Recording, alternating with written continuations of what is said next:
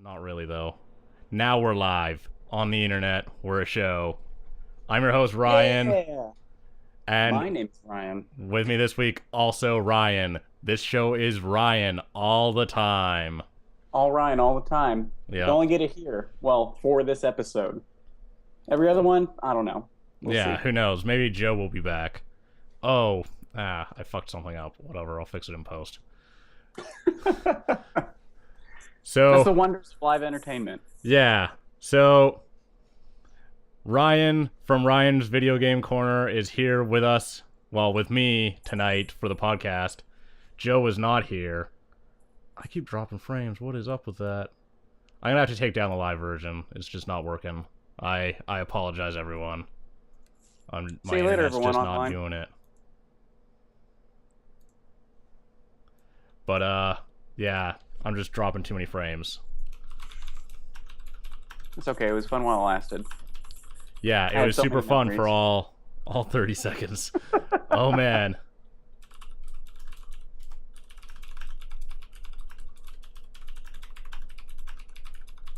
But that's all right. So, thank you, Ryan, for coming on for this week's episode of the podcast. Let's start off. Why don't you tell me about SGC? Because I know that you and Joe also went to SGC, but Joe isn't here, obviously, because he's in Texas and lives in Toronto. Whereas Is that where you're you from live? Texas and live in Texas. So, Yeah. I guess it was longer than a 3-hour drive for him. So maybe a couple planes or something like that for him. But yeah. I know at one point he got stuck in Georgia for like Oh, geez. a while. I think he was in Atlanta for like 6 hours for a layover and then like got delayed and just fun I stuff. had a well, this is a convention related thing. I almost got stuck. I went to MagFest earlier this year. I almost got stuck in Maryland because there was like a cold front coming up, and right before I went to sleep at like 2 or 3 in the morning, like just super tired, I get a text message from like United Airlines saying, "Hey, by the way, your flight tomorrow, well, the whole day has been canceled. Just letting you know." And before I went to sleep, I was like, "This isn't gonna happen." So I opened my laptop, went on like for American Airlines, got a ticket there before I went to sleep, and it was for that like hour, I was just sweating and just super nervous. Like, I'm gonna get stuck in Maryland. What am I gonna do? What am I gonna do in Maryland? But luckily that didn't happen at SGC because I drove there. So, but yeah, SGC, it's super fun thing. Got there on Thursday, just got back and hopped on here. So there was a lot of the YouTube celebrities, put that in Celebrities. quotations. Yeah. A lot of them were there. Like you got your JonTrons, you got your Hidden Block people. I know Gerard was there, I'm pretty sure. I think he had a Gerard's panel. there. Yeah, the Normal Boots crew. Let's see, the Screw Attack people were there, of course, since Well, it's their I'd it's be their surprised deal. if they weren't there, but Yeah. But yeah, a lot of other people I met out there. Let's see, a lot of smaller channels that I've followed. I know the Game Chasers are out there. They're not small, but Game Chasers out there. Pat the NES Punk. they're in like that weird middle stage where like they're not small, Yeah. but they're not like mainstream big yet. It's like they're just about to peek into Yeah. it. They're big enough to have their own DVDs. So, Well then, I mean, yeah. I feel like that's almost not so much big as they just know how to make DVDs. Yeah. Because like you- I mean, this podcast has a website, and people are like, why do you have a website? It's like, because I worked in web development for 2 years, so it took me an afternoon. They're like, oh. Yes, why not? So, Like, if you know how to do stuff, you should do it. yeah. Because that YouTube money does not really exist. YouTube money, getting those 50 cents. Woo! Yeah. Let's see. Of course, James Rolfe, Angry Video Game Nerd, was there. Probably his Q&A. He was set on autopilot because he's been asked every question before. Forever. People never ask 'cause- like interesting questions at Q&As. They're like, what's your favorite video game? Well, I like I don't know how many times I've answered this. I've never this heard one. that one before. What's your least favorite episode of The Angry Video Game Nerd? The same Like, one that I always say it is. Mm-hmm. And then he posts the Q&A on the internet, and then everyone watches it, and then they come to the next one and they answer the same questions anyways. Yeah, or they try to think of different ways to ask the same question. If you were stuck on an island forever, what would be the game that you would want to play? Yeah. AKA, what's your favorite game? I guess. I feel like those kind of Q&As, if you're like a bigger I guess if you're a bigger internet celebrity, because you've done so many of them, you really need like an invigilator who just like starts it off by asking you all the same questions that everyone's going to ask you anyways, just so you don't get them from someone else. That way you just save time. Really. Yeah. And of course, like his panel was like called 10 Years of Cinemassacre. So he's been doing this for a long time. So a large, section of those 10 years is him going to conventions. I remember the first SGC, he did stuff, and he did stuff before SGC. So he has been asked these questions many, many times. So, and people will always ask him, it's like, oh, do the quote from this, this video, which might have been like one of his first videos. And of course, he probably doesn't remember it exactly, but that fan does like verbatim. And it just gets so weird and so, I don't know. I would hate to be in that situation where there are so many people asking the same questions, and it's just kind of like, okay, going through the motions of the same thing. But anyways, yeah. But on the other hand, there's a bunch of other stuff attached with that, like getting to run Cinemassacre for 10 years. That's true. It's a balance of. It's a shitty part of doing like a potential dream job, really. Mm. So. I also think he premiered the second trailer for his movie, the AVGN movie. What else? There was Team 4-Star was there. If you like Dragon Ball Z abridged and all those other abridged things. Iron Man at Gaming, which is basically who can be the best at video games of every video game ever, or every genre of video games. So you do a fighting game tournament, like a sports tournament, a like platforming tournament, and I think Tony Hawk Pro Skater 2 was the sports of it. And then at the very end, they should have been Dead or Alive Volleyball. Of course. That's the only sports game real gamers play. Yeah. Then at the end, they revealed this game that's never been played before in front of an audience, and I had to leave before that, so I don't know what the game was, but apparently it was super cool. I don't know. And then lastly, of course, Keiji Inafune, creator of Mega Man, was there, and so a whole bunch of cool people were there, and of course, I think the best part, I mean, the panels are okay, but the best part is hanging out with all the other people, hanging out with that community of people. You can jump in on an arcade cabinet and just join people playing X-Men, playing the Simpsons arcade game, go into the console gaming room, jump into a game of Smash Brothers, all sorts of cool stuff. So, yeah, well, it sounds like because of the size of SGC, it's like a lot more approachable as a con than, let's say, like PAX Prime, where it's a lot of like the same setup. But PAX Prime has so many people there that it's like, oh, Jesus. And I think also PAX knows that it has too many people, so now it's what you have. PAX Prime is PAX East, PAX Prime, PAX East, PAX South, PAX Australia. Oh yeah, the one in Australia. Yeah, I forgot about that one. But yeah, now it is all over the place, and I already think PAX South has sold out of tickets already. It sold out in like the first hour. That was actually something that I was going to bring up, was PAX South. Because of PAX South, I don't know how long SGC sounds like a great con. But like the issue with PAX South is that PAX South like kind of eats up a lot of that audience, because it's a much bigger con that will have bigger, I guess, personalities, but also probably better panels.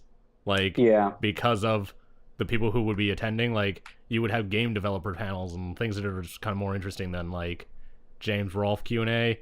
Not that I don't like the Angry Video Game Nerd. I just have no interest in a Q&A of him. It's like, I like your content. You're funny. What am I going to ask you? Like, what questions do you have to impart on me? Like, I think, I guess from like a YouTube creator standpoint, he would be a really great person to ask because, I mean, he's been doing it longer than anyone else, but yeah. outside of that, like, there's not really anything that I would really ask him. Mm-hmm. But, I think, like, the PAX panels, I know, like, PAX Prime a couple years ago had, like, a Tim Schafer, Ron Gilbert panel where they talked about making adventure games. I would go to that. Ron Gilbert, Tim Schafer, like, two of my favorite developers. Favorite video game writers, probably. So, like, that's super interesting to me. Whereas, like, the SGC panels are a lot of YouTubers doing panels about making stuff on YouTube.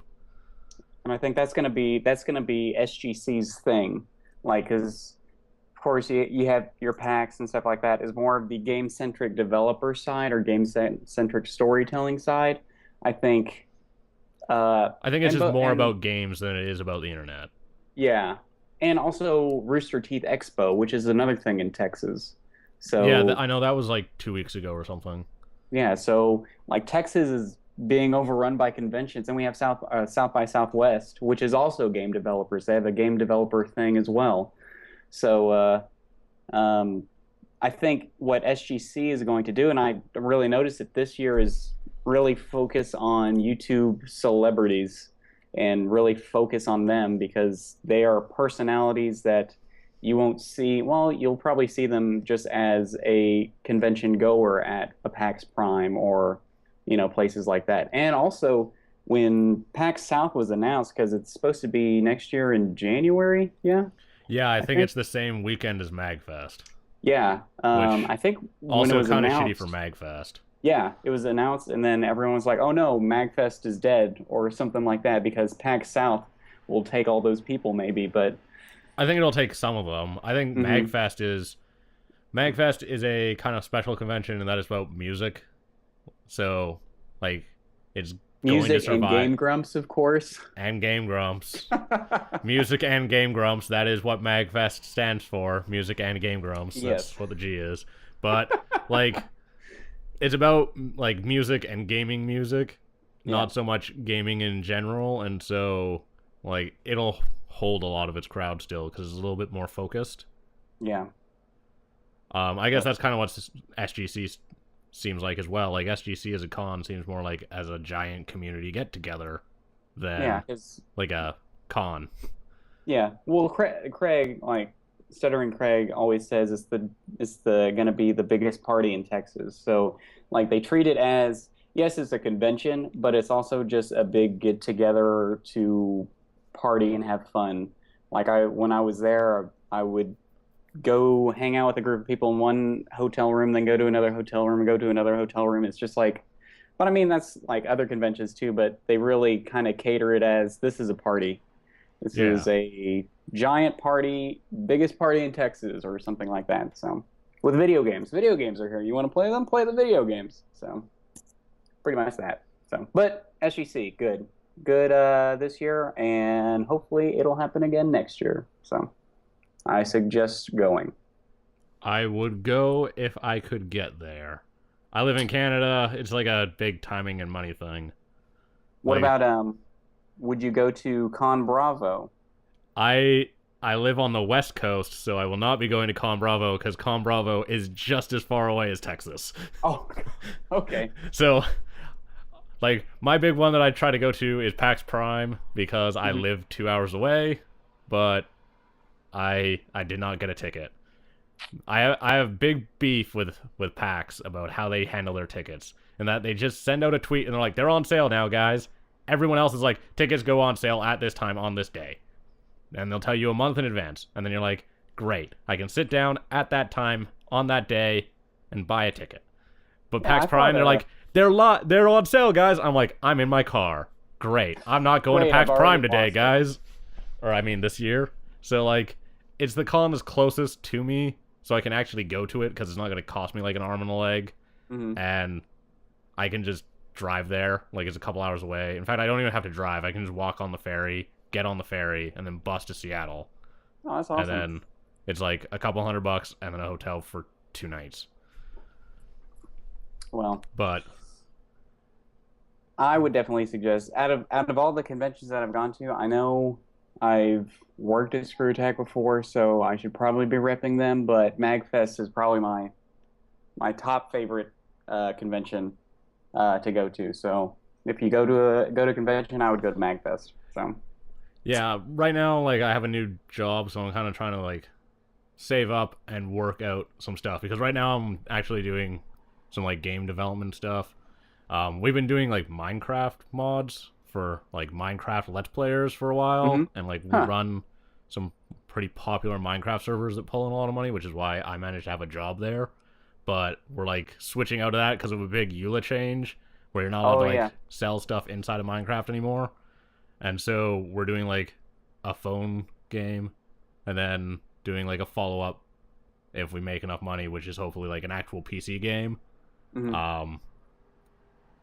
I don't know which phone game we're making. No. That's what everyone does. Put it on Steam Greenlight. Just sell your free phone game on PC for $10 and then put all the microtransactions in it, you know? Just And make say it has a new innovative control scheme. Yeah, where you need to have, like, a touch screen. Yeah. It doesn't work with keyboard and mouse. You need a touch screen. We don't even change the controls. We only work with Microsoft Surface. I like it. Yeah, it sounds great. But I don't... Right now, there's, like, 2 games up in the air that we might make one of them. And then, if we make enough money, we'll hopefully follow up with the PC game that I designed years ago and want to make. If we don't, and the company just goes bankrupt, I have enough money saved up to hopefully make that game and then maybe convince someone to make art for it for 15%. Because I won't have any money to pay them. Have you heard of a site called Kickstarter? I hear it helps people put in money to help you make a game. So here's the issue with Kickstarter. If you're not already popular, then you don't really get funded. Especially because the amount that it would cost to make art is a lot more than you think it is. There's very few game artists. It's a really bizarre issue where, like, there's lots... You hear about, like, lots of people going to, like, an art school and getting, like, a visual arts degree, but they can't do game art. And so game artists are actually paid a lot of money because there's very few of them, because not many people know how to do 3D modeling. And then also textures. If only those darned artists would learn something slightly more marketable, like 3D modeling. You heard it here first. Oh, wait, we're not streaming. Dang it. Doesn't matter. They'll listen to it later. But there's not a lot of game artists, which is kind of an issue, and so, like, they all get snatched up by big companies, and then you have to pay them lots of money to work for you. So... Which is something I keep trying to explain to some people I work with. But they'll get it eventually. Yeah. Eventually they'll realize that the person that they hired from Romania is not a good artist and should not be working for us. Not that they've hired someone from Romania. I'm just assuming that the person from the internet they hired is from Romania. Okay. But yeah, I guess originally SGC convention's good. Conventions, go to conventions. They're fun. You have a blast. And you can pick up games. What exactly did you go do at SGC? Or did you just, like, pal around? I did it half because the Screw Attack community, like the people that go to Screw Attack, I think they have a really great community. So there's a lot of people that I've talked to online and met online. And it's like seeing them in person. That's a really cool... I guess a really cool experience of saying, oh, yeah, you're whatever avatar name or whatever, like, forum name, but now you actually see them in person, you get to hang out with them. I went there to go see a lot of, I guess, the community, got to see all the Screw Attack people, and then I also went there to film. So I went there to film my stupid show, and I actually convinced them to give me a place to set up an interview area. So I had people come by just sit down in a chair and I just started interviewing them. So no one special, just people that were like, "What's going on here?" They see all these like lights set up and a backdrop and a horribly made RVGC sign. And they're like, "What?" RVG Yeah, RVG Con. Oh yeah, I had a convention within a convention where we had free tacos. So That sounds like a much better convention. Free yeah, we had tacos are a big seller. Doritos Locos Tacos only at RVG Con. So yeah, but now I have, I think, 4 hours worth of interview footage. Some good, some, but 4 hours worth of interview footage, and then I went over around the show floor, just acting like a stupid idiot, asking people questions and talking to this one guy about Smash Brothers, saying, "Yeah, this is MLG, right?" And they're playing like with items on and four-player stuff. I'm like, "MLG, yeah? Is this Evo?" And he's like, are you talking to me? What is this?" So I'm super excited to piece through the footage, and hopefully I won't be lazy and edit it soon. So there you go. It's that's what I main two reasons I went there for. So I'm excited. Sounds good. Mm-hmm. So, But oh no, keep going. oh, that's it. All right. So I guess what we'll do is we'll do what we would normally start with. We'll do it second. What video games have you played this week, if any, or in the last Let's couple see. of weeks? Well, I know in the last couple of hours I played a lot of Smash Brothers. They had like at SGC they had just like a whole row of monitors of like fighting games and Smash Brothers. So went there, played that, yelled really loudly at other people, tried to make it more hype than it actually was, and that's what I played there. Recently, I really have been getting into, and I guess I missed the bus on it, but Saints Row 3 because it was free on Xbox a while ago. So me and my roommate, we have been doing co-op in Saints Row 3, and after like the first couple of hours of us playing it, we're like, we got to get Saints Row 4 because we're gonna beat this and get Saints Row 4. So Saints Row 4 is pretty great. okay, I'm super excited. I like it more than 3, strangely, just because of the superpowers. Yeah, and I heard like Saints Row 4, a lot of people were giving it flag because it's like, oh, this is like a 3.5, or this was originally an expansion pack or something like that. One part, like one mission at the beginning of the game was supposed to be like a piece of DLC, and then they just like made it into something much crazier and bigger. Yeah, but like the superpowers were never supposed to be there and stuff. Oh, so okay. it was just like this one piece of DLC was going to be called Enter the Dominatrix. Yeah. And it's like one mission. It's like 8 minutes of just Saints Row 4 on your nose. So it's like whatever. But yeah, so really got hooked on Saints Row 3. I'm gonna see if I can get get all the achievements in it, and then I'm finally gonna move on to Saints Row 4. And other than that, played Dance Dance Revolution. That's my guilty pleasure. So you can make fun of me if you want. No, it's Play okay. Dance Dance Revolution. I gotta wait. If I turn this way, if you look in the background, boom, with my overexposed arm there, a little DDR pad. So, but got that custom made. Oh man, why am I saying this out loud? Anyways, yeah, played that, and that's Don't what worry. I used usually... to have a friend with like the 2 big metal ones. Mm-hmm. Well, he had 2 of those ones, like the big metal boxed ones. Yeah, the big metal ones, they're like $600. Yeah. But this one, which is really cool, it's a family or a guy that is just a really, really huge fan of DDR. And what he did is he made this pad. It's like a $300 pad, and it's like metal. The metal pads are all moving parts, plastic, or like you have your like acrylic plastic pads and stuff like that, and they can break. Yeah. But this one is just like 2 like big things of plastic and then like printed pattern, and they Velcro it all together with the circuits inside, so no moving parts. And he says if it stops working correctly, then you get your money back. and we'll send you a new one. And so he's really convinced that it will not break. And so far, it is actually one of the best pads I've ever used. So, precision dance pads, I just threw it out there. I might get a check later, I hope, for that. Anyways, yeah, that's what I have been playing so far.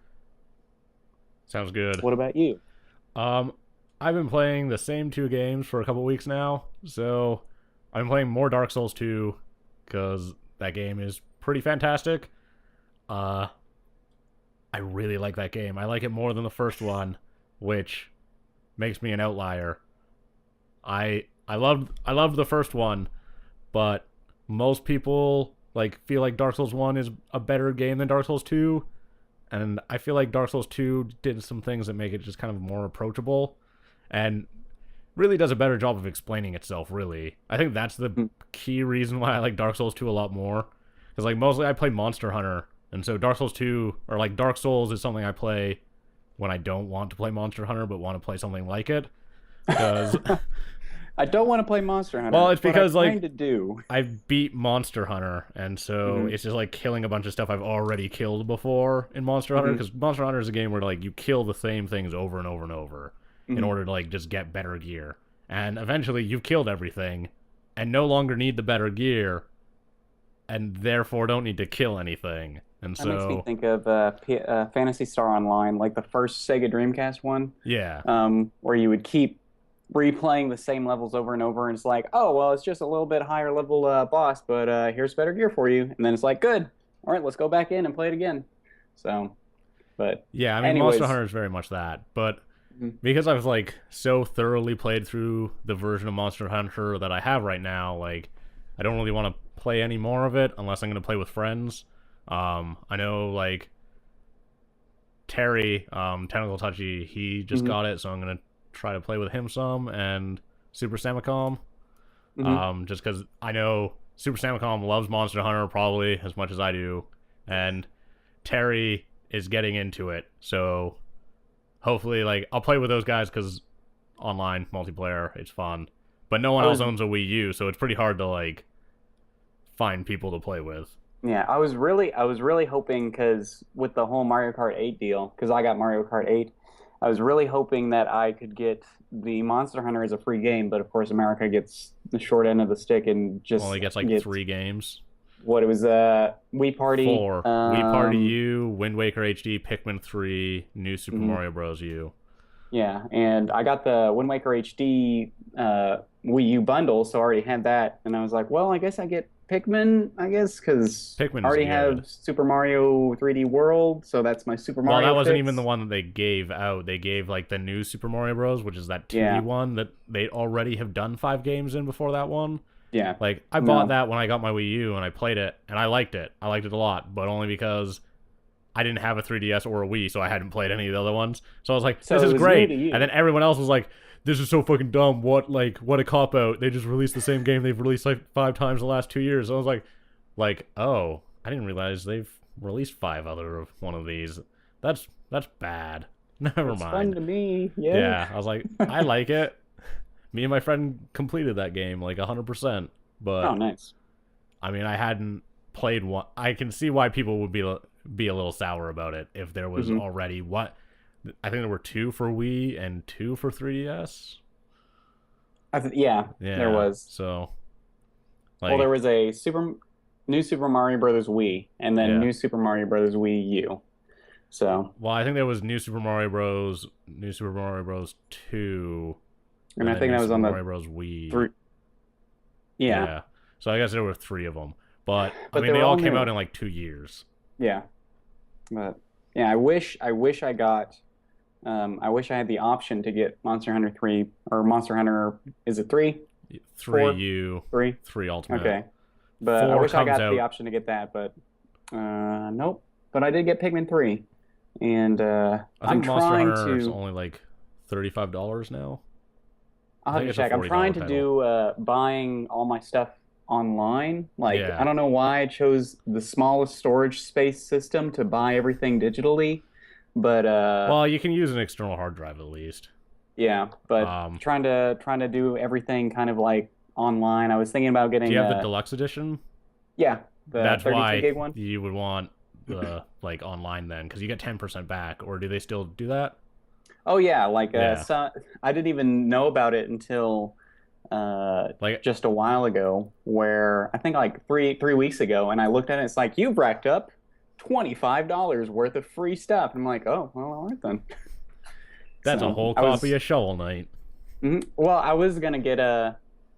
I'm a One Piece fan, so there's a new One Piece game, but it's 11 gigs, which would already max out my Yeah, that's what EU. happened to me. I was like, I'm gonna buy Mario Kart 8 online, and I was like, this thing's like 16 gigs. Never mind. I need to buy So an external hard drive for mine because I filled it up with like virtual console games because I mhm, bought like 3 games digitally when I bought mine at launch, and I was like, alrighty then, let's buy all of these virtual console games because I just have tons of credit, and yeah. now it's full. There's like 3 gigs left. I'm like, damn it. Also, I bought Wind Waker HD on it because Hmm. it came out like a week earlier Oh on yeah. digital. So, but yeah, it filled up so quick. Kind of disappointed, really. Mhm. Oh, one more game that I have been playing because I was thinking digitally is Tomodachi Life, which is stupid. That's all I can say. It's a stupid, it's a silly game. So just I have a Reggie Fils-Aimé, and he's dyed his hair yellow and started singing a rock opera. That's all you need to know about. Anyways, continue with your games. Um, yeah. So I mean, I've been playing some Dark Souls 2 because I'm just like trying to play a bit of that every week and kind of continue to progress at it. Because like the issue with those games is that you can't really come back to them because Hmm. they're so skill based on the controls that if you just come back, like you're just bad at the game, Kind of and like you're like a too bad for where you are in the game, and you can't really go back. So is it kind of a like Twitch based or muscle memory sort of thing? Like maybe like a fighting game or um, what? it's kind of like a fighting game. It's really timing based. So enemies have like tells about what move they're gonna do next, Hmm. and so you'll have like a couple frames to like input a dodge to get out of the way, or a couple frames to like input put up shield because it takes several frames to get up your shield, or it takes several frames to dodge. So you Hmm. have to kind of like get all the timings down. I think that's the hardest part about that game is just learning the timings, which is why that game and like Monster Hunter are games that are really patience driven. Like if you Okay. aren't patient and you just go in there and mash buttons, you will die every time Okay. because the way that those games work is that they have like a button key, like an input queue. So if you hit like heavy attack 3 times, you try to do 3 heavy attacks, and if they hit you, then you're stuck trying like you get countered, and then you're trying to do another heavy attack, and they hit you again, Gotcha. and then they hit you again, and then you're dead. So like it's about kind of learning how each enemy fights, and then like countering how they fight. And Okay. so I'll keep that in mind because I think that's another free games with gold thing on Xbox. So Dark yeah, Souls I'll keep 1 that in would mind. be Yeah, Dark probably, Souls 1. yeah. Um, Dark Souls 1's harder than Dark Souls 2, I think, in some ways, in that it doesn't really explain itself to you. So it's got like a huge RPG back end where like you level up your character and put points and stats and stuff, but it doesn't really do a good job of conveying what the stats do, which is always kind of shitty. All right. Um, Dark Souls is a game where Dark Souls and Monster Hunter are both games where they're really complex, and you shouldn't be ashamed to go look at a wiki because you like there's a specific route that you're supposed to follow through that game as like a new player, but they don't Hmm. tell you what it is, and because and they leave the option to go like a completely other route that you should definitely not take as a new player because you will fucking die in the first 5 minutes and then get stuck there and probably not realize that there's a whole other path that you could have taken. Like one of All my beefs right. with Dark Souls 1 the first time I tried to play it, I was like, this game's bullshit. All the like enemies out level me so hugely that I can't beat them. This is dumb. And it's just because I like walked down the wrong way in a path. Because like you can go left or you can go right, but the right is kind of like obfuscated so you can't really see it. Okay. And so I just went left, which is like takes you instantly to like halfway through the game. And so like everything's just like way stronger than me. I have no gear. I'm like nothing for levels, and I'm just keep dying over and over and over. I'm like, oh, this is fucking dumb. I get two-shotted. And then I just like quit the game. And then 3 months later, I turn it back on. And I was like, oh, there's a path over there. Oh, fuck. I just went that way. It's just like they throw you in. It's like, okay, good luck. Yeah, die. basically. Well, you're going to die. They basically just throw you into the game and say, let's go. Okay, I can't Dark wait Souls to get 2, frustrated. though, does a much better job of actually kind of telling you where to go and what to do. Like, it leaves the option to go and do completely other stuff and do shit that is probably not really level appropriate. But if you're good enough, you can beat it. Okay. Even though, like, you're underleveled. But it does explicitly tell you, like, you should probably go over here first. Which Dark Souls 1 never did. So it just kind of leaves you be. Okay. Yeah. And then in the case of Monster Hunter, I think Monster Hunter it's probably a harder game than Dark Souls 1 and 2, but it easily does a better job than the Dark Souls series and the Demon Souls series of like introducing you to how to play the game. Okay. I think that is thanks to the like 8-hour long tutorial though. So okay. Well, because like the first 8 hours of that game is like prepping you to fight like the first big monster in the game, and then you fight the first big monster, and you're like, okay, now I know how to actually play this game. And they're like, great, now go do whatever you want. Now actually play the game. Yeah, basically. Which is where a lot of people like don't like Monster Hunter as kind of a result, because the tutorial is like very long. It's a huge time sink. That's like a 400-hour game. Okay. But they don't expect you to beat all of it. Like, it's not really a story-driven game. It's like, here is 400 hours worth of boss battles. Fight all of the bosses. Is it more, is Monster Hunter more like exploring, or is it just like... It's just killing big boss monsters, basically. So what you do is, like, you're in a town, and there's a quest board, and you go to the quest board, and it's like, kill this monster, or kill this monster, and there's, like, 10 quests there. And they're all just, like, kill a monster. And you click accept, and then you like leave the town and you go to a map, and there's like the map is different depending on which quest you accepted, and then you have to go find the monster in the map, and then you fight it, and there's like a bunch of different zones in the map, and the monster will like move around between them as you fight it. Interesting. And then you kill it, and then you like carve it up and take a bunch of parts out of it, and then you can use those parts to craft equipment. Okay. And I like get it. every weapon has like a different skill set and kind of works differently. And there's like 20 different types of weapons. Sounds intriguing. It's mostly based around the online play, and the online play is like really good. It's like my favorite kind of co-op, basically. And they scale the monsters. Is there any sort of chat, or no? Is it more there's just... voice chat through the Wii U gamepad, because there's a mic in the gamepad. Yeah, I forgot about that. I was actually playing because no one uses it for like online, because no one plays online. I was playing Mario Kart 8, and one of my friends was like, "Hey, do you want to race?" And I was like, "Yeah, sure." And he's like, "Okay, well, I'm gonna set up a thing, and then we can chat." I'm like, "Oh, I don't have the microphone." He's like, "What are you talking about?" I'm like, I didn't buy the Wii U microphone." He's like, "No, it's in the chat pad." I'm like, "What?" Yeah, it's like it's in the pad, and I completely forgot because I haven't played really anything online on the Wii U, so I haven't really talked to anyone on the Wii U, so it blew my mind, even though I probably already knew it. And one of the things is like kind of disappointing is that the Wii U, unlike the Wii, has really good online play. Like, it's really solid. It makes sense finally because they don't have friend codes anymore. Thank God. So it's just like, add a friend, play a game. And you're like, this is nice. I can actually like just play games. And there's not like a huge hassle in trying to set up online matches anymore. But because no one really bought it, and there's not really a lot of like online games besides, I guess, Mario Kart and like Monster Call Hunter. of Duty.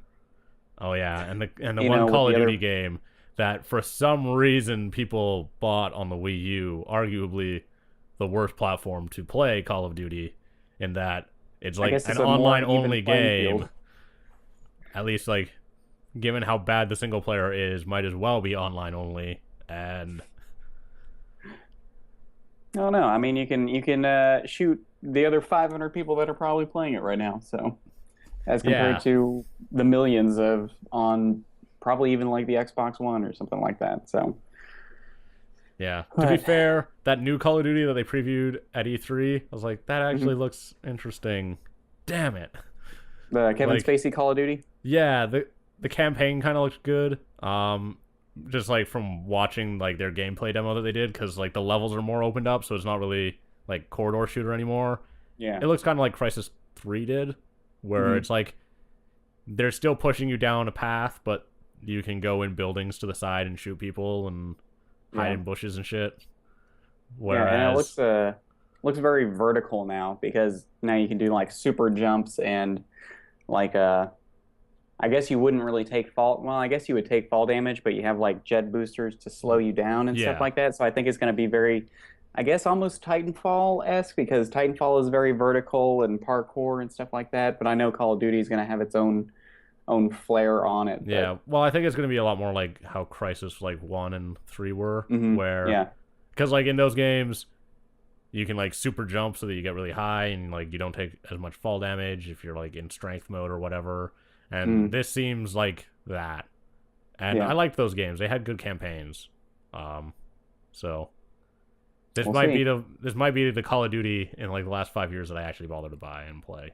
Which Just one because was it looks interesting. Which one was which one did you play before this one, or before maybe this one? Gee, I played Modern Warfare 1, and then I played World of War. Okay. And I played a bit of Black Ops only because like I was over at my friend's house. He's like, "Look at Gun Game, isn't it awesome?" I was like, "This is just Counter Strike Gun Game, but done wrong." And he's like, "What's Counter Strike?" And I was like, "Oh man." Oh, I'm done. I was like, actually, it wasn't that. He's like, "Look at this new game mode that they like came up with. Isn't it like super like innovative?" And I was like, "Dude, this is just from Counter Strike." And he's like, "This isn't Counter Strike?" And I was like, "Yeah." I was like, "Damn." Because, I mean, I've been playing gun game for, like, a decade. I've been playing gun game since middle school. Counter-Strike Source, man. That's the best gun game. Well, now everyone else knows about it. All the console players know about it. So, But they did it all wrong. They did it, like, the wrong order. You're supposed to start with a bad gun, get to the good gun, and then go down and then have to knife someone. But I guess knifing in Call of Duty is kind of easy. yeah. Or Oh, and you had to grenade someone. That was always the hardest kill, was getting a grenade kill in Counter-Strike. Because Well, I know grenades in, are fucking useless in Counter-Strike. They do, like, 10 damage. grenades in Call of Duty Ghosts, like, because gun game is also in the newest one, Call of Duty Ghosts, and you get I know from Modern Warfare 2 to later, like the splash damage of the grenades, like the area of effect, like they've really shrunk it down to make it not as well. I was gonna say not as realistic, but Call of Duty isn't really realistic. But I felt like the most useless or hardest guns to get kills with are like the grenade launcher or the rocket launcher, which is the craziest thing because you have such a wide area to kill someone with. But no, not in Call of Duty Ghosts, which they also have gun game, and I think the last gun you get is just a throwing knife. So, but yeah, there you go, Ghosts. It's all right. Yeah, but looking at that game, I would like the preview of what they did for the new one. It actually looks interesting, unlike the other ones. Also, it's being developed by Sledgehammer, which is that new company that they have for making Call of Duty as well.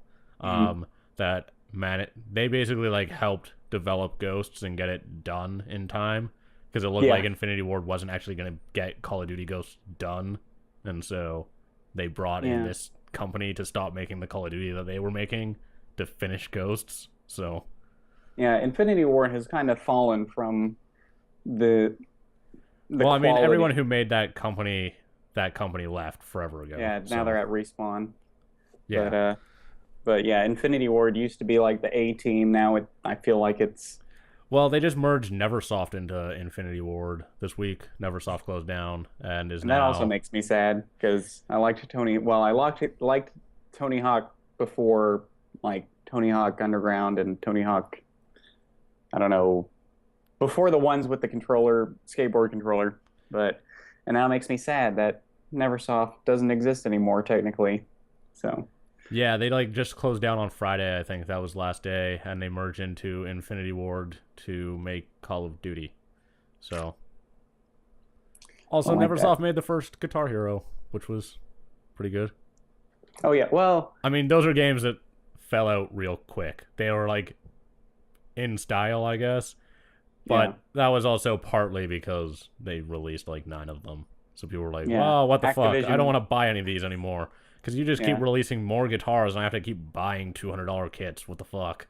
Yeah. Activision's like, it seems like this is making money. Let's go ahead and make as many as we can. I Yeah, think I blame Activision. Neversoft was just, the poor bystander of like, okay, well, I guess we're making another one. Oh, and okay, here's another one. Please get us it back to Tony Hawk. it got really excessive really quick.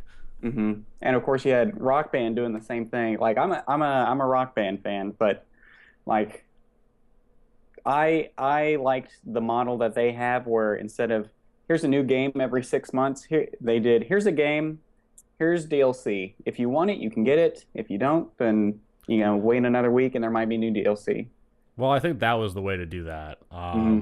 I think they'll probably do so. Likely with the new consoles coming out, or well, with them out, they'll probably do one more of those. Like Guitar Hero will probably have one, and Rock Band will maybe have one, and Yeah, then they'll just go the DLC route. yeah, Or not even the DLC route. I feel like that game should have been.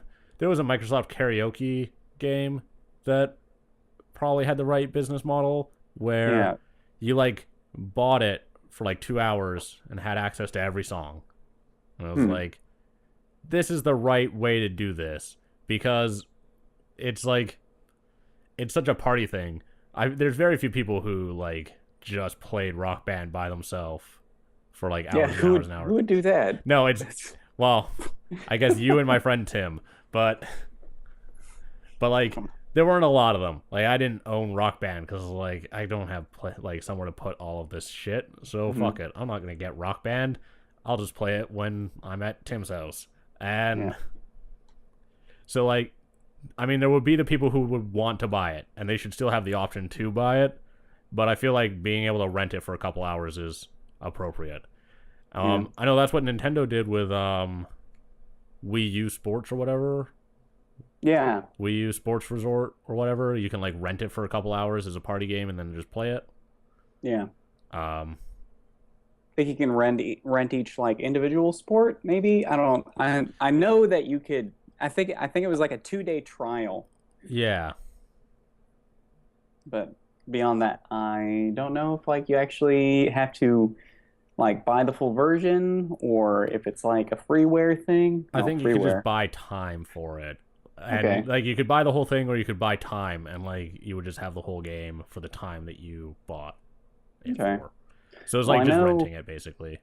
Which I Yeah, I don't think know. is wrong as like a business model for those types of games because they're party games. You only really play them when you have a bunch of people over, which is Yeah. not every day.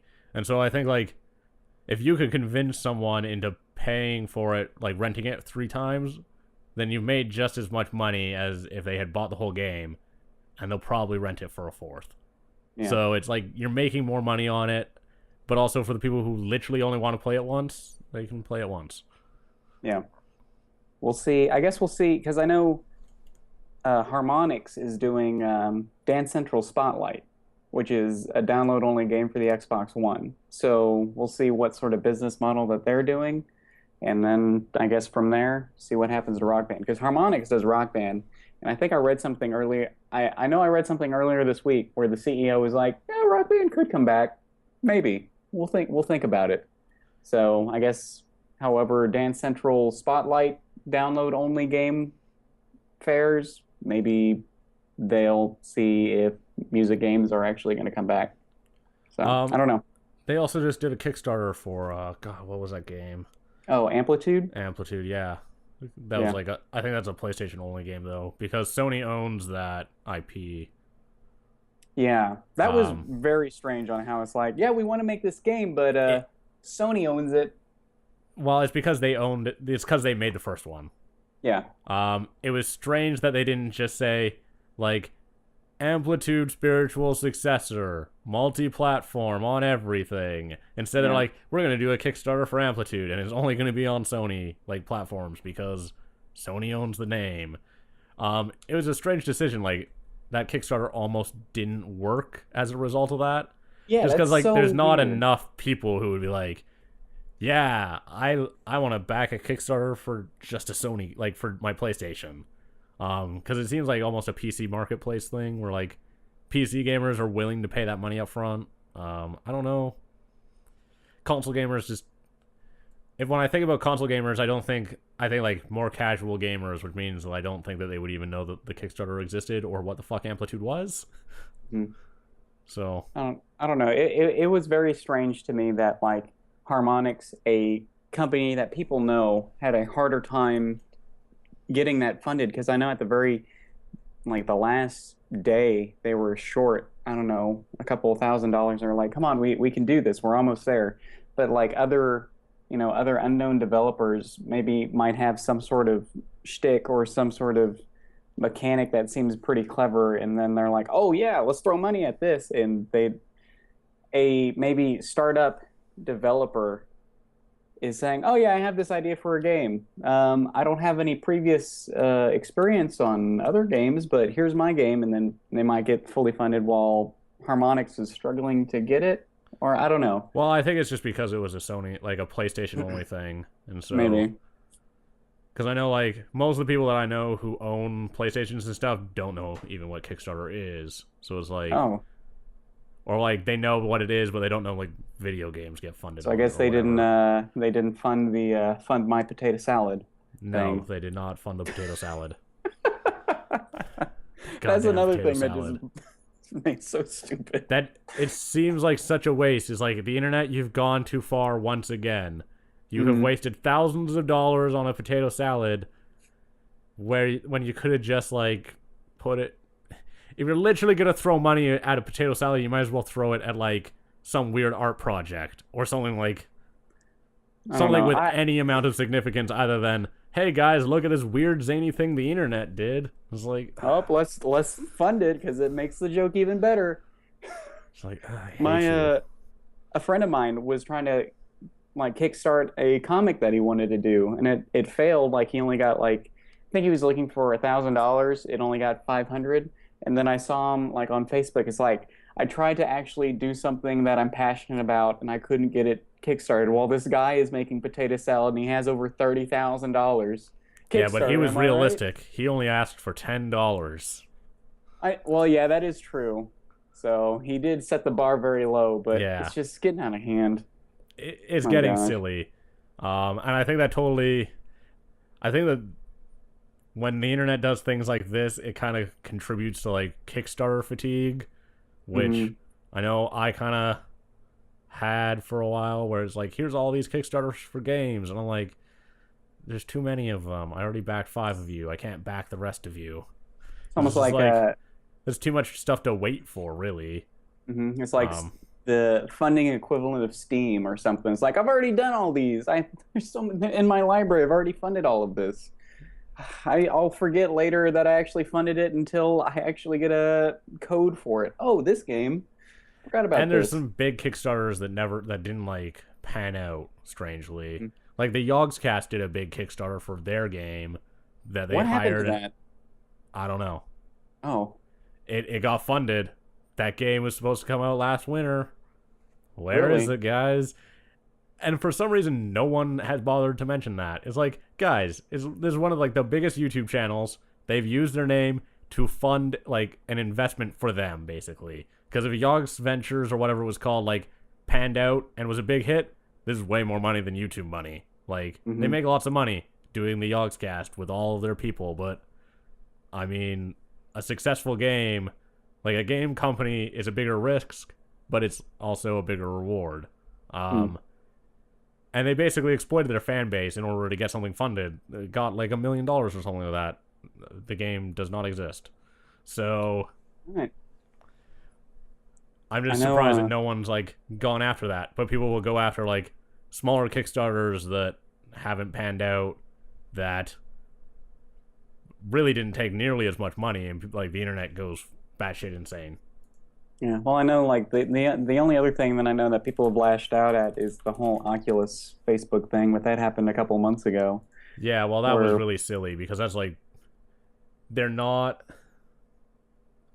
they the thing about Oculus is that like that Kickstarter does not make you an investor. It gave Yeah. the company enough money to make the prototypes that got them like the capital that they needed. And the thing is that there's no way that Oculus could compete with Morpheus, which is Sony's thing, if they didn't get bought out by a much bigger company that had some money to actually put behind this, because Oculus needs games and they don't have it. Yeah. Well, they have the huge indie scene of games and stuff, but there isn't like Morpheus, of course, has the PS4 backing, is a first party product of Sony. So you're going to see like whatever, maybe a new Infamous with Morpheus support, which would be super strange. Or maybe that Deep Down thing that Capcom did that has not surfaced again. I don't know. But yeah. What were we talking about originally? I don't even remember. So, just a quick update on Yogg's Ventures. I decided to try to go to the game's website. It doesn't exist anymore. Oh no. So there we go. There's your funding. Yup. So there we go. That's what you got. Yogg's Ventures is probably a game that's never going to exist because the website isn't even up anymore, and that costs $5 a year. So maybe it's on a GeoCities site, maybe like the domain name was a redirect to a GeoCities, or maybe a Tumblr or something. I don't know. Maybe it's a Tumblr. Yeah. The Yogg's Ventures Tumblr. Yeah, yogsventures.tumblr.com. Yeah, Kickstarter, real strange place. Yeah. Goddamn you, internet. Why do you love potato salad so much? Potato salad is pretty good. I mean, I didn't fund it, but I see where that guy's going. I could see him do great things with potato salad. So, but yeah. I've played one other game this week besides Dark Souls. Oh, that's what we were talking about. That's where we were at. I played Dota. I played a lot of Dota 2 this week because the International started. I don't know if you know what the International is, but it's like the big world championships for Dota, basically. Okay. And they like crowdfund the prize pool every year by selling in-game items in Dota. Because Valve hosts the tournament, and the prize pool is over $10 million this year. The team that wins is instantly the highest paid team in esports ever, because the like grand prize is like $7 million. It's a lot of money. Yeah, it's real crazy. The tournament lasts for 2 weeks. It's in Seattle. It started on Monday, and it ends not tomorrow, but the Monday after that. Oh, so it's like a 2-week thing? Yeah, like it's a whole 2-week thing. All the teams come out to Seattle. Next weekend is like the main event where they'll be like doing the playoffs, I guess, for like the final eliminations and then the grand finals. And that is being hosted at Key Arena, which is like a legitimate arena, and it's sold out. It's a huge, huge thing. Like, it is sold out. Tickets sold out in like a few days. If you watch, it's the biggest thing in esports like every year because it's a huge production. It's done properly. Like, it's like watching football. Like, it's like watching Monday Night Football, basically, or like watching the Super Bowl. Would it be the Super Bowl? Yeah, it's the Super Bowl equivalent for esports, but the production quality is up there with the Super Bowl, which is what makes it so interesting. And it still baffles me that people don't take it serious, or everyone outside the, I guess, gaming community does not take it seriously. The thing is that's only really in North America. Like, the International is so big, it's broadcast live on TV in China, Korea, Sweden. Because last year, Alliance, which is a Swedish team, they were like in the grand finals for it, and because it's like such a big game over in Europe and the prize pool is so high, they like live broadcasted the game on Swedish TV. That's awesome. Like, it's a huge deal. If you haven't been watching it, you should maybe tune in for a bit of it just because it's interesting. They have like a newbie stream, which is like, have you never played Dota before? We'll explain what the hell is going on, like, while you watch this, which is... It's a very intricate detail. It's like, okay, what they're actually doing right here is this whole mess of things going on here is this. Yeah, well, they also like try to not use as much lingo or explain the lingo that they use. Okay. So they'll be like, talk about the Roche pit, which is like this small pit on the map which houses like a monster in it called Roshan, and when you Uh-huh. kill Roshan, he drops an item called the Aegis of the Immortal, which if you have it, when you die, you come back to life in the same spot, Okay. and like it doesn't count as a kill when you die.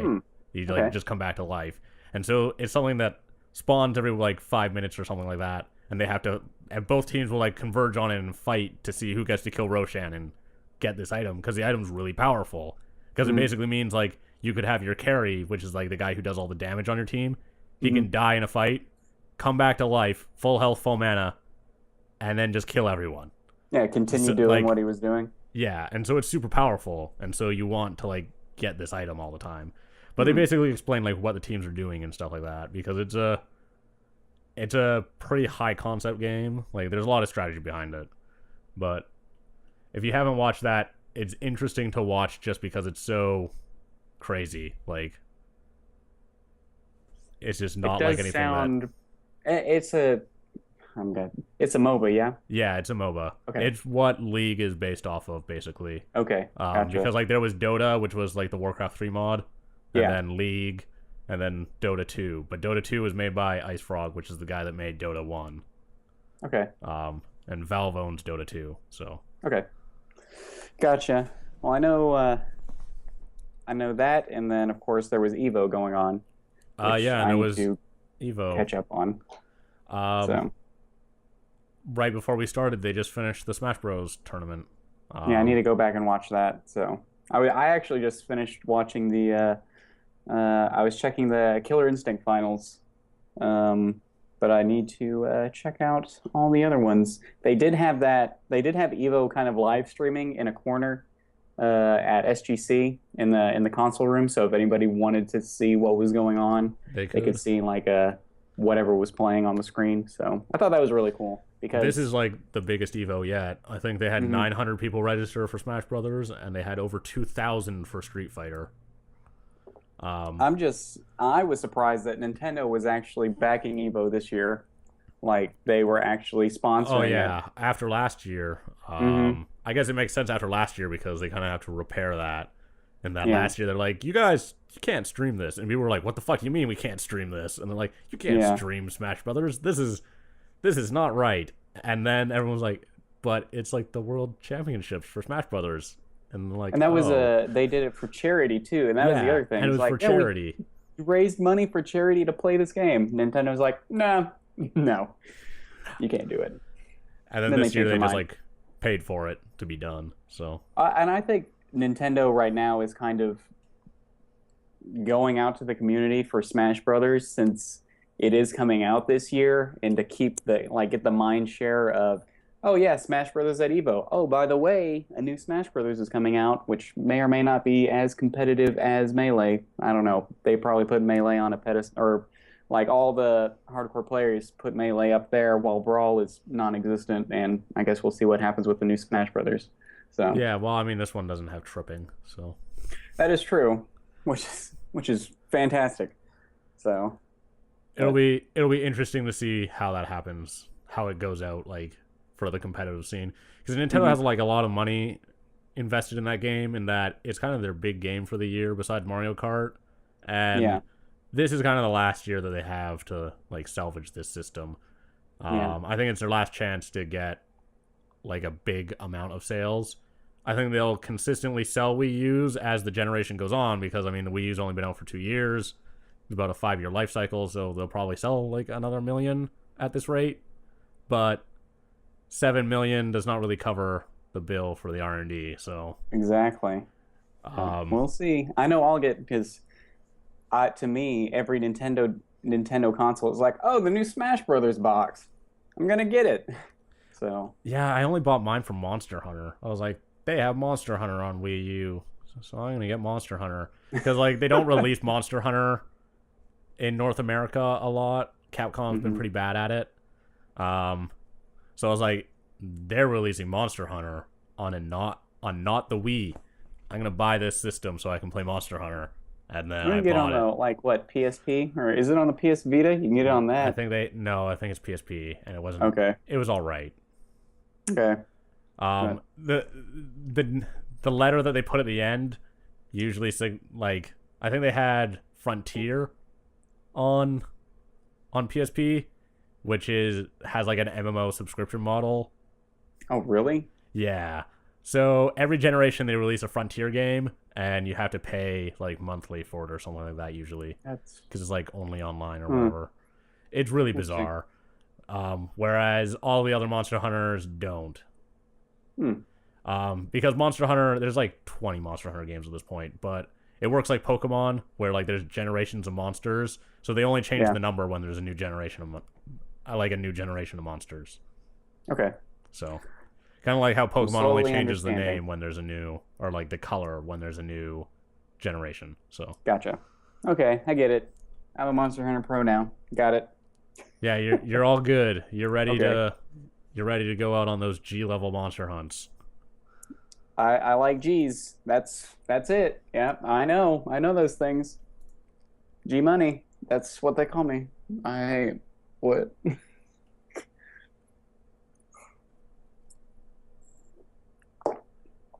All right. So I guess we'll get into some news, because there's a couple things. We managed to actually do pretty well for the fact that there's been no news for weeks. So it's good that we filled up an hour with just talking about 4 video games Oh, really? Okay. Good. and SGC. So Gearbox announced a new game this week. It's called Battleborn. They call it a hero shooter. Basically, it's a MOBA, but you shoot guns. I've seen the trailer. I'm not a MOBA guy, but I do, if it's Borderlands-esque, maybe I'll try it out. So, is there any other first-person MOBA or I guess Smite, or is that Smite third is person? third person, and it doesn't really. I don't like Smite because you can't move around. It's still really limited in how you can move. Like, you can only stay on the ground, basically. You can't like jump off walls or go over anything. Which is why I never got really into Smite, because it's like, all right, you've moved MOBAs into third person, but not done anything different from like how you can move or use your abilities, except for like restrict it more than what you can do in like the top-down view. So it was really bizarre in that way. I wasn't really a huge fan of it, just because it seemed even more restrictive than Dota, because like I can't move over walls or anything like that, and I can do that in Dota. And it's just because of like the viewpoint that they moved it into. They just didn't really use the camera like to their advantage. Because if you moved to third person, like you could speed up everyone's movement. They could actually run on the ground and like jump over things. And Would it make it faster, or like in your third person MOBA, would it be faster paced or something like that? Or people would move faster. They would move like like you would in a third person action game. Like you'd be able to jump over stuff and like climb over things. There would be things that you can hide behind. Like I would use it as a third person action game that you just happen to kill towers in. But they didn't really do that. They slowed it down a lot, and the game just wasn't really what I wanted it to be, or hoped it would be, I guess.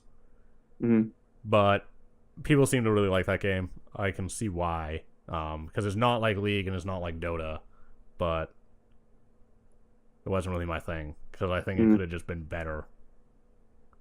Okay. But I haven't actually watched the trailer for this. I don't really like Gearbox games. I don't like Borderlands. I didn't think it was very good. Weren't a fan of it? No, I think that it's hard. So Borderlands is fun when you're playing it with friends, but I think that's because you're playing it with friends. I don't think it's a good game by itself. Yeah. And so that was always my problem with it. Like, I'd play it by myself to like catch up with friends, and I'm like, oh, this isn't fun. I'm just not going to play it. And I would just never get to where my friends were. And so then I never play with my friends. Okay. No, I felt the same way with like I've gone through Borderlands 2 like twice with like 4, or like a party of 4. And then I tried to, level up like a different class, like as just a straight single player run. I got to like level 10. I was like, this isn't fun. Yeah, it's like it's a strangely not good game that people love just because it's like the only game where you get to shoot stuff with your friends.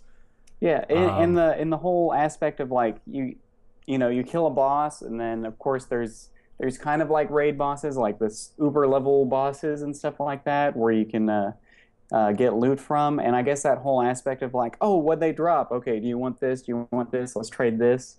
And then I guess it's not the same when you're by yourself. Yeah. So, It was also really but poorly balanced when you were playing it by yourself because like some bosses would be just super bullet spongy.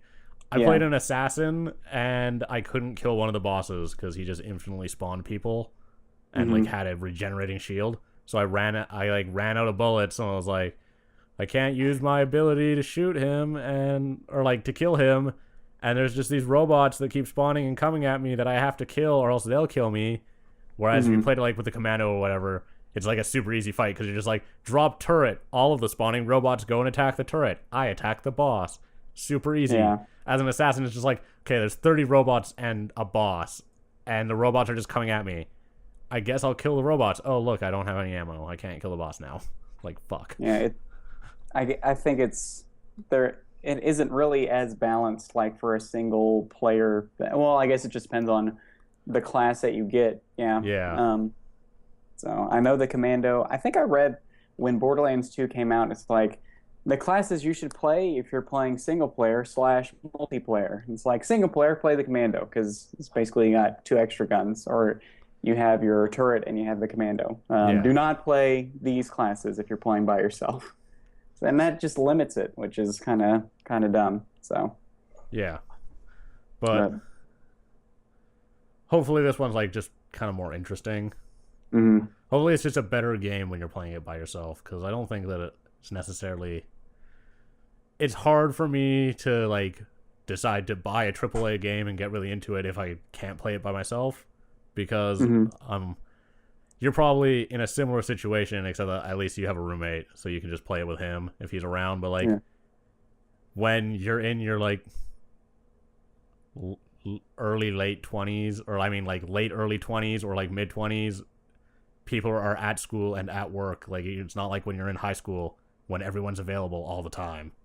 So, yeah, or it's like like I have Rock Band, and when I had Rock Band, it was during college, so I know I can just go next door or go into like a common area. It's like, hey, I brought Rock Band, let's all play. Now I just have a whole bunch of plastic instruments back in the corner over there. But no, I think it's I don't live in a dorm, so like I rent a place. So yeah, so it gets harder to get that like either same screen co-op or like get a tight group together. Even just to get people online, like just consistently, so you could actually play the game. Because like that was my problem with Borderlands. All my friends bought it, and then it's like, we can play together for like an hour a week. It's like, well, I want to beat this game, and then play other games. And it's like, start playing it by myself. I'm like, this is terrible. I'm just gonna go play the other games. But and then you have Borderlands sitting in there. It's like, well, we've been playing this for about a year now. Yeah, almost done. So the same situation. We've got a couple other things to talk about. Cliffy B is back. Cliffy B has a new company called Boss Key, and he is making a new free-to-play arena shooter, which is kind of strange, actually. I know that when he was making Gears of War, he talked about how like he wanted to make a more PC-focused game, but he also kind of talked about how he wasn't very happy with that. He couldn't really get across like a good story or good characters in Gears of War because of like how limiting the theme was. Like, these are giant bulky dudes who are essentially Space Marines, and it's like at a point you can't really do much with that. Like, you kind of limit yourself with that. And he always talked on Twitter when he was still making those games, and like when he left gaming a couple years ago, he always talked about regretting not being able to make like a shooter with more of a story, like and more character in it. Yeah. But he also did say that he wanted to make like a PC shooter. So making an arena shooter makes sense because that is a PC shooter. You can't really play arena shooters on a console. Yeah. I wonder if there's going to be story to it. When I think of arena shooter, I think of like Unreal Tournament. when I think Yeah, that's of why like I don't or think that there Quake. would be story to it, especially because the game's free to play. So I mean, he's just making an arena shooter basically. And so all the stuff that he said is like, I really want to put a story in a shooter, and now he's like, what did I say? But No. he also said that he wanted to make like a traditional PC focused game. It seemed like he Okay. wanted to do both of those things, which Yeah. I mean, if he's making a new company, hopefully he has attempt to do like he gets the chance to do both, not just this game. So, Has there been but any? Has he just announced it? Is there a screenshot? Is there a video, there or is it is just nothing else. He just announced the game, all but right? it's the First day biggest buy. news of the week. Okay, Okay. Cliffy All B right is then. back. That's all there's been to talk about basically since E3. Well, okay then. I hope it. I really hope that it would be kind of Unreal-esque, so or Unreal Tournament-esque. I would like it. Well, they are. They are Isn't making a new Unreal making a Unreal. new Unreal Tournament? Except it's Yeah, all and it's like free to play. a free-to-play Unreal Tournament where they're like, and you get to help make it. Yeah, well, they're seeming to go kind of down the TF2 route where you can like make your own mods and assets for it and sell them on like a Mhm. marketplace, which is kind of like Gotcha. how they did it with TF2. Like you would make models and stuff for skins for characters, and if Valve like officially adopted them in, then when people bought those skins, like you got a cut, like a pretty large cut. They do the Gotcha. same thing Okay. with Dota 2, and I think they pay out like millions of dollars a year to people who like just make assets for the game, basically just make skins and stuff. Okay. But in this, like you'll have a little bit. The game's like open source, I guess, so you like make your own mods for the game and sell the mods, I guess, to server owners or something like that. Hmm. I know that when they announced that game, like the big thing that they did was like they live streamed writing the first code, like line of code. Okay. And they're like, and now the game is being made, and you all can like add to it. I know that when they like announced that, I said that I would probably hopefully add to it because I work as a developer, and Hmm. I'm like just getting out of university this year. Like I'm not done yet, but I only have like 5 classes left, but whatever. Hmm. So it's like a semester. But when you like get out into the world, you need work experience, and everyone's like, you need to have 4 years experience, and you need to have your name on projects, which is hard to do when no one will let you onto projects because you don't have your name on any projects. So working on open source projects is like a really big deal in software development because it lets Hmm. you put your name on big projects that you would have no right having your name on if you were like Yeah. a new programmer. Like if you're a new programmer, your name is not on like in the credits for Windows. You're not being credited with making Windows. Gotcha. But as a new programmer, I can go do a bunch of like major commits to Firefox and then be like, I did this stuff with Firefox, and people will be like, oh wow, you're really smart. You did stuff. Yeah. And so So, this is an opportunity to put your name on a game, which is kind of cool. especially a Um, big name one. Yeah, I think it's not something that most people in the Unreal community will give a shit about, but I was like, this is great. This is an actual opportunity to like put my name on something and get a job as a result. Mhm. So, And because it's so especially hard to like get that, into that would be gaming. yeah, and it would be awesome. It's like, oh yeah, and Unreal actually, bought this asset or bought whatever I made, or officially license it or whatever they would do to make it official for it. And then that's an extra thing on the little resume there. But yeah, Yeah, it's hard to get started in software development just because it's like you either work on projects that no one cares about, and as a result, when you put them on your resume, they're like, what is this? I don't care. hmm Or you go work for free and just hope something pans out, like do Yep, mods and sounds stuff. Like there's that sounds guy who just did a like film huge, industry. yeah, basically, yeah, it's a lot like that too. But Hmm. I mean, there was that guy last year, I think, who did like a bunch of mods, a huge mod for Skyrim, and then he got Yeah. hired by ZeniMax as like a result of that. Hmm. There's a lot of that going on, where it's Gotcha. like, Okay. look at these things that I fixed. I'm better than Right. whoever you hired to do this. You should hire me. But yeah, Cliffy B, new arena shooter. Hopefully it will be not bad. Did it have a release date, or is he No, just nothing. He's just like, I'm making a game announced? again. Okay. Cool. Yeah, I hope it's on Mac. This probably won't be on Mac. Probably No. not. Most likely no. So the reason why is that you need to use OpenGL on Mac, and for years and years and years, OpenGL was really shit, specifically in the 90s. Okay. Like late 90s, early 2000s, OpenGL was a really crappy graphics library, and so no one used it except for John Carmack. And it's better now. It's actually good, and probably because of John Carmack, because he did a lot of work on OpenGL. He's like, OpenGL should work right. I'm gonna fix it. So John Carmack did a lot of work with OpenGL, and it's not totally shit anymore. You can mostly say that it's shit because of, I think, Voodoo, the old graphics manufacturer. They did some bad things with it. I think it was Voodoo. It might have been someone else.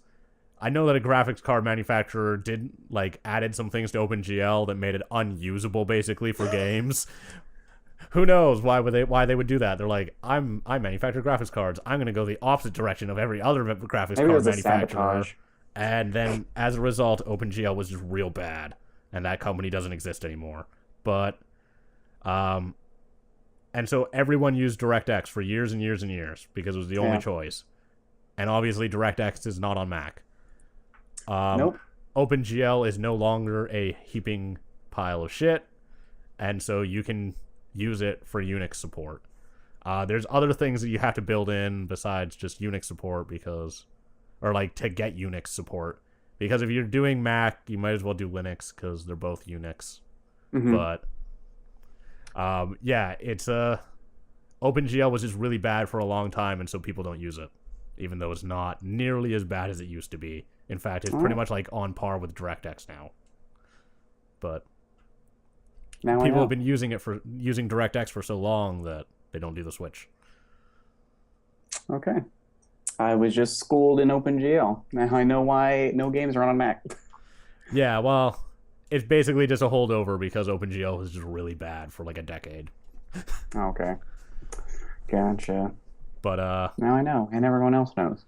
Yeah. So my option in my for my degree is gaming and graphics. So I know a lot about graphics. You know a thing or two about I know a thing or two.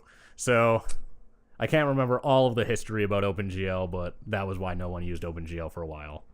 Okay. It's why every once in a while on the podcast we'll start talking about some weird performance thing, and we're like, this is why that is, and then just go off on it. And they're like, I don't know what you said, but all right. I learned that at school. Yeah, I was like, that was a thing from school. Mm-hmm. But there's one last piece of news. So What do we got? The Evil Within has a weird piece of DLC going on in Japan. So Do tell. in Japan, they're releasing a piece of DLC called Psycho Break, which is a pre-order bonus, which makes the game gorier in order to make it just as gory as the as the Western release, because they had to make the game less gory to get a God, what's that rating called? They've got a 0D rating, which is 17 and up. It's the equivalent of M. They had to make the game less gory to be a 0D. Otherwise, there's going to be a 0Z, which is the equivalent of an AO here, so adult only. Okay. Which is 18 and up only. And I don't think you can advertise that game during the day as a result of that. Really? Yeah, there's weird advertising rules as a result of that. So you could only do it after a certain hour.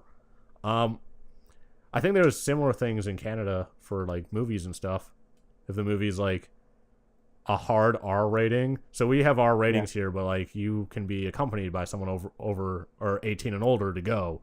But every once in a while we have an R rating movie where it's you can't be in here if you're under 17. And it's even if you're accompanied. And if you're 17, you have to be accompanied. And so it's those movies I think can't advertise before a certain hour. Well, because I probably might be wrong because I'm an American, but don't you have on TV and stuff there's certain things playing the day and certain things playing the evening? Is that kind of the same thing? Yeah. Okay. That's the idea. Basically, after 7 p.m., because kids will be asleep, you can advertise this movie. Okay. That's pretty much exclusively for adults anyways, and so no one really gets too mad. All right. At least So Japan is getting this strange DLC DLC. Okay, that just makes the that just game like makes it the American one. gorier, basically. Yeah. Okay. It's because I guess they were trying not to, because if you hit that, I mean, games here have stuff cut all the time in order to not get an AO rating. Like GTA cuts stuff all the time in order to not get that AO rating. Because if you get an AO rating, you're screwed. Because no one's gonna get it. Yeah, no one's gonna buy it because you basically can't really advertise it. The other thing, because like, I guess you work in film, so you would know about this stuff, but like, it's hard to get advertising for adult, like super adult products because the games will be like, or like the show or whatever will be like, no, we can't be like sponsored by this because of like the affiliation, and so they'll deny, like they won't buy the advertising, or I guess they won't sell you the advertising. Yeah, I know. Like, and you will not see advertising for an NC-17 movie, which is like you have your GPG, PG-13, R, and then your NC-17. And I have yet to see advertising for an NC-17 movie. And of course, then later they'll just make an unrated cut, at a DVD or for Blu-ray and stuff like that. But you will not see advertising for anything above an R. So. Yeah, it's kind of the same thing here. We don't have an NC-17. We just, for whatever reason, have 2 Rs. We have R and like R18 or something like that. Interesting. But now I know a little bit more about our movies are also consistently rated lower than yours. Like you guys have you'll rate a movie R and we're like 14A. Because we also have a 14A. We have a PG and a PG-13 and then a 14A. So you just add, there's more in the middle there? Well, there's just the one more in the middle. Oh, okay. And then there's an R. But like all of the movies that you guys have as R's, like 90% of them end up 14A. So if you're 14, you can just go see the movie. So up there is like, it's not that bad. He said the F word. No one cares. Gotcha. But don't you smoke any pot. Oh, Pineapple Express was like an R18 movie or something. I know you had to be 16 in order to go to that movie if you were accompanied by an adult. Like you had to be still at least 16. So that's really, really strange, but cool. Yeah. But The Evil Within looks. I'm excited for it. That's weird that. Well, I know Japan isn't as. They're more censored for violence sake. They're more conservative. Yeah, they censor things that you don't think would get censored, like sex and violence are not, or like sex and like brutal violence are not all right, but drugs are sometimes. Like, I know depending on the context of the drug use. I know they're a little bit more open on nudity as opposed to America, but it depends on the nudity. America, like, it can't be graphic. Depends. Anything everything has to be censored, but you can show more butt. Yeah. I know the Americas are more open to violence than Japan, and a lot like Germany. I know Germany censors a lot of things, and Australia censors a lot of things too. Yeah, I don't even know if they released the new Wolfenstein in Germany because they just didn't want to censor it. Did they not? Did they not change all the? Nazis well, yeah, like I think they just didn't bother to take the thing about that new Wolfenstein game. I played it. I don't think you could. There's no way to the whole story is about everyone being Nazis. You can't. It's real hard to take the Nazis out of Wolfenstein. So I don't think they even released it in Germany. I'll just check. Maybe if they put if BJ was like, oh, this is they a did Nazi censor camp, it, but it's strangely it's bizarre. So instead of having swastikas on the red armband, it's a black armband with the Wolfenstein logo on it. Okay. Did he ever say a Nazi camp? So instead he's like, oh, this is a Wolfenstein camp. Yeah, it's weird stuff like that. It's bizarre. It barely seems like the same game. I would actually play the German version just to see what it's like. just as a curious take on it. So wonder if I can get a hands on the German version. Well, no, I can't because it's on no, it's on PC. Never mind. But the new Wolfenstein game though was actually really solid. It was a big surprise. I didn't think they had like, I didn't know where that franchise fit, like in the modern world anymore. Yeah. And then they just made the best FPS that I've played in years, and I was like, damn, I actually like this. Does it lean more on like? It's got old school tendencies to it. Like you have to collect ammo and get armor, and okay. Do you have to do circle strafing? Is that a thing? A lot of circle strafing? Not a lot of circle strafing.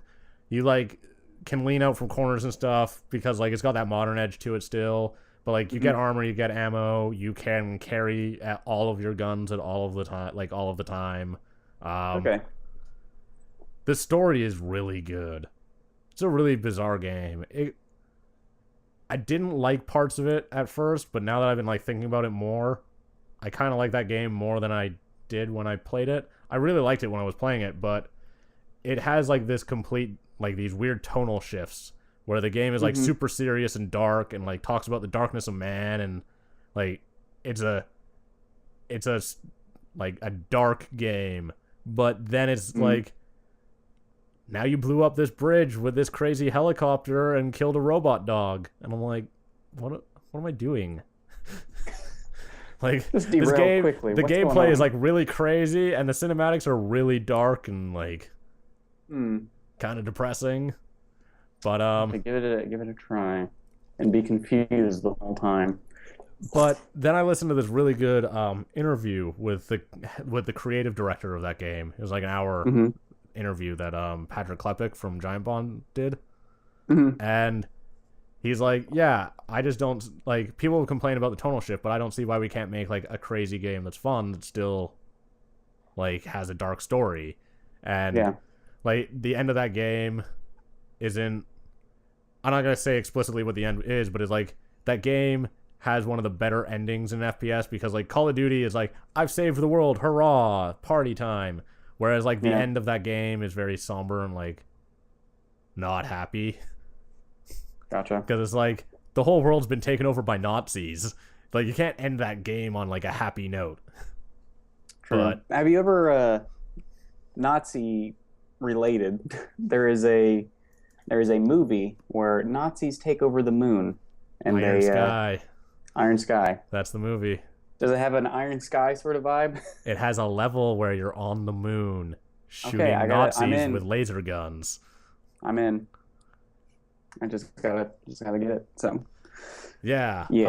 That's like the crazier part of that level. That's specifically that weird tonal shift that I'm talking about. You're like, I have to go to the moon to stop the Nazis. And you're like, you have to stop the Nazis from being evil, but you have to go to the moon. Like, these are weird places to go. Also, it's like 1965, by the way. Okay. Because it's like a totally different timeline where the Nazis won the war, and as a result, like, just didn't care about humanity and managed to build like super robots on the backs of the people that they conquered. Interesting. Color me intrigued. Also, there's two timelines in that game. There's like a time at the beginning of the game you can save like one of two people, and depending on who you save, you play like a different timeline with different NPCs in the game. And like if you save this old Scottish dude, then there's like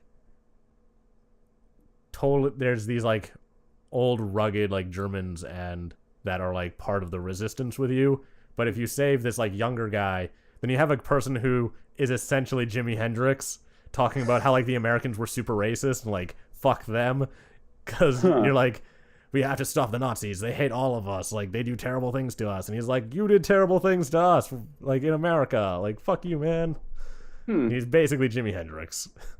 Does it like the levels don't change? Okay, it's just kind of the commentary. Yeah, just like everything in between. And there's like these really slow parts in between the levels where you are like in the hideout, and there's like little side missions that you can do in the levels to like find out more about the characters that are there. They did a strange thing. So the last Wolfenstein game, which was made by like Raven Studios or something like that. Ravensoft. So Wolfenstein's never been rebooted. So this is a direct sequel to that one. Oh, really? And so like there's a lot of characters that are the same. You don't have to have played it, to like this game because like the story is totally different, but all of the characters are like reoccurring. Because they've never rebooted Wolfenstein. You've always played as BJ Blazkowicz ever since the first one. Yeah. So. All right. Cool. But, how about that Evil Within, though? I don't know how to feel about that game. I like the old Resident Evils, but I don't like them now. Because, like, they get the horror atmosphere and stuff down right, but the controls are too janky for me. Gotcha. In a way that, like, that's what makes the game hard, but that's not, like, I don't want to play a game that is hard because it doesn't control right. Mm-hmm. Like, it just isn't fun to me anymore. Yeah. Because I already know that story, I know how it plays out, so I don't want to fight with a controller for 5 hours or whatever. Gotcha. So hopefully this is, like, appropriately updated. And hopefully it's not like Resident Evil 5 or 6, because they kind of just, like, lost the tone of that game. Yeah. I like 5 because of the co-op, but that was, like, about it was escaping where it should have been. Yeah. 6 was real bad. Mm-hmm. There's something that people don't really acknowledge about 6, which is something that they don't really acknowledge about 5. But because Resident Evil 4 was so popular and had such good word of mouth, Resident Evil 5 is the best-selling Resident Evil of all time, even though it's arguably not nearly as good as 4. It's like a lot more action-based. Like, it's kind of going in the wrong direction. And so as a result, that really shapes around how, like, Resident Evil 6 is. Because Resident Evil 5 performed so well that they tried to make a game more like Resident Evil 5 than like Resident Evil 4. So even though, like, the internet consistently complains about Resident Evil 5, because it's sold so well, like, they tried to make a game more like it rather than like 4. And so that's why 6 kind of turned out pretty shitty. Yeah. But, could I stop you for a sec? Because I really need to go to the restroom. Oh, go ahead. We'll wrap up in a minute anyways. So. Okay, I'll be right back. Okay. Hey, nothing happened. I'm back. Nothing I didn't at go all. Anywhere. No weird cut. Nothing. Just like all of a sudden, I had to go somewhere and come back. Well, yeah, Resident Evil. Resident Evil. What about that? Yeah, I just really didn't like the last one. Obviously, this isn't made by the same people who made Resident Evil 5 and 6, but it's made by the guy who made like the super old ones, and so I'm not really as much of a fan as those. I mean, they were great games at the time, but I don't think they really hold up. Yeah. They're just not really super playable anymore because they're all fucked up control-wise. Yeah. So we'll see. The tank controls. Yeah. I'm interested. It is very strange about the whole Japanese getting the I guess like gory DLC, but yeah, I guess and it's strange that it's like a pre-order DLC. I don't really like. Oh, it's a pre-order DLC? Yeah, it's a pre-order DLC. So if you like pre-order it, then you get the ultra gory version. I think they might sell it later. That's what I've read in a couple places, but I can see that. Yeah. It's still kind of getting the shaft, right? Like, we had to censor it for your region, so we'll sell DLC that makes it more gory for you if you want. I was like, oh, why couldn't you just give me like the good version? Obviously the game's not changed like mechanically or anything, so no. They've come out ahead of that and been like, this does not change the gameplay. It just takes out the blood, or at least some of the blood, not all of the blood. Well, hopefully the gameplay is as good as the visuals, and we'll see what happens. Yeah, hopefully that game turns out well, because there's not really a lot of good like horror games. Yeah, unless there's not a lot of good third-person horror games. Like, you have a lot of first-person indie horror games and stuff like that. But I'm excited to see a third-person horror game come out in a long time. So yes, gives my thumbs up of approval of Evil Within. So yeah. So there's actually one last piece of news that we could talk about that's kind of dumb, but we'll talk about it anyway. So because Dota 2 and League of Legends are becoming such big esports, YouPorn is considering sponsoring a team. Excuse me? So the website YouPorn, which yes. not as popular as Pornhub anymore, I guess, but They're getting back into the game. They're getting back into the game by potentially sponsoring a Dota 2 team. They haven't sponsored a team yet, but they're apparently looking to. As a Dota player, how do you feel about this? I feel like in order to grow the scene, I don't feel like having porn companies that don't even produce actual porn just upload porn that other people made without paying them. I feel like it's probably not that great for the scene because it's pretty hard to be taken seriously when your main sponsor is a porn company. I feel like that would be probably the same issue that other sports have had, like the XFL, Extreme Football, where their sponsors were really like dumb. Yeah. Also, the sport was dumb. I mean, it was extreme football. I don't know what's dumb about that. So I don't know. Maybe the wrestling. But it's like you don't see that in like NASCAR. I mean, the only weird thing in NASCAR is that the Dogecoin. I think that's because NASCAR probably has like a banned list of sponsors. Like you're not allowed to have a porn company sponsor you. And so like that's my issue with this because I think that esports are really great. I think that they're just as valid as real sports, especially considering what some of the real sports are now. Like I'm a kickboxer and like I like to watch judo and stuff because I do judo, and when the Olympics are on, I can't watch judo because ping pong is on.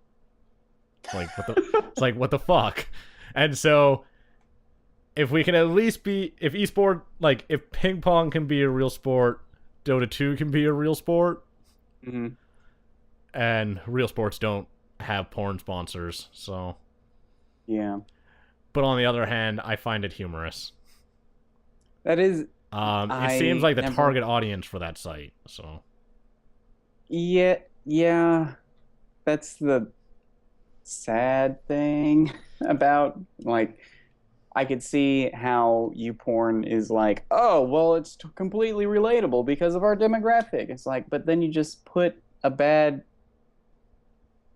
image of like who's watching this and who is associating themselves with it. And also it's not totally fair to think that just like gamers or basement neckbeards who watch porn, some of them probably are, but the thing is that everyone watches porn, so it's like it's a universal thing. It's not just for gamers. Everyone could do it. So yeah. So what's up with interesting. But it's very interesting. I thought it was something dumb that we could end with. I like it. Great. That's how this episode will be remembered. It's like, oh yeah, that porn story.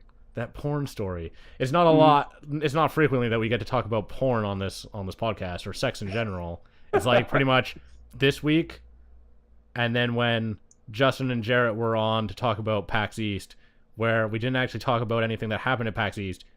We just went on Craigslist casual encounters and searched packs. Okay. And then read them. They were real dumb.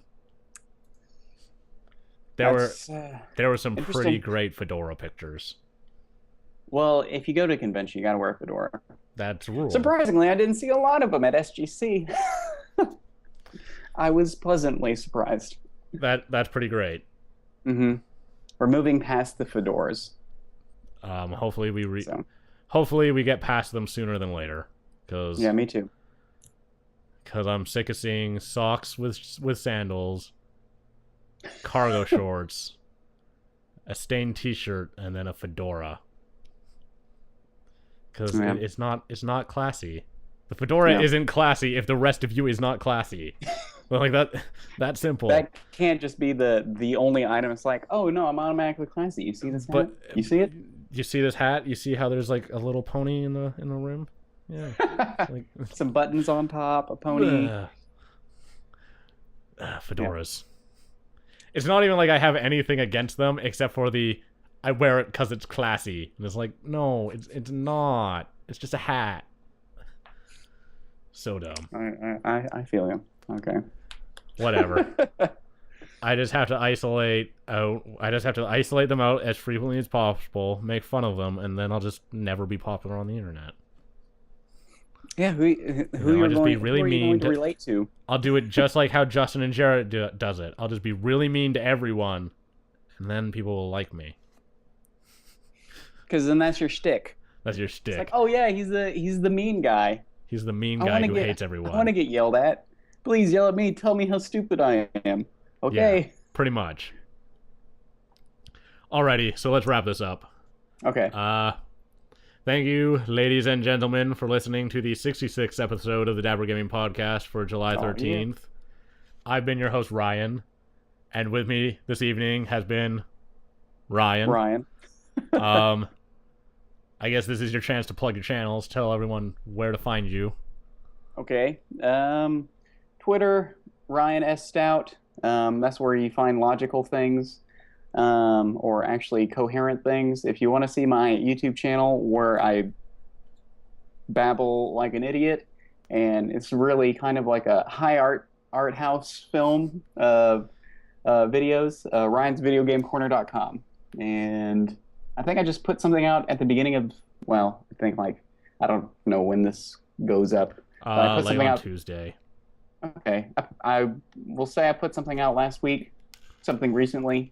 And I'll have an SGC video up, and I'm also editing some other things. So, yeah, RyansVideoGameCorner.com or YouTube.com/RyansVideoGameCorner. They both do the same thing. So, yeah. Good stuff. Great. And if you can't remember that, links will be in the description for both the video and audio version.